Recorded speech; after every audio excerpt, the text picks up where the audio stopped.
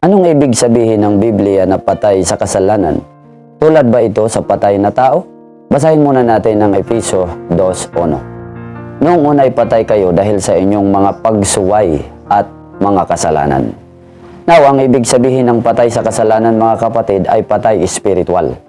Ang ibig sabihin walang relasyon sa Diyos, nahiwalay sa Diyos at nalayo sa presensya ng Diyos. Maraming tao buhay pisikal pero walang relasyon sa Diyos.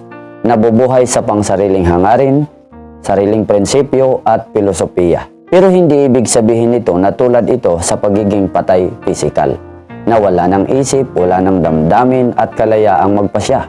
Tandaan na kahit unbeliever sila, hindi pa mananampalataya, pero umiiral pa rin naman ang intellect, emotion, and will. Nakakausap pa rin naman ang matino, nakakapagpasya pa rin naman, at nakakapamili pa rin naman, at marunong din silang magpakita ng pagmamalasakit at marunong pa rin namang makinig.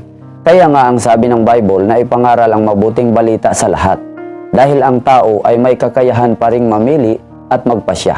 At ang sabi ng Bible na ang pananampalataya ay bunga ng pakikinig. Ayon po yan sa Roma 10:17. Kapag ang tao ay magpasyang magbalik loob, sumampalataya at tanggapin si Jesus bilang Panginoon at tagapagligtas, dahil sa salita ng Diyos na kanilang napakinggan, muling mababalik ang magandang ugnayan ng Diyos at tao. Kaya siya ay maituturing ng buhay espiritual at hindi na patay dahil may ugnayan na sa Diyos. God bless everyone!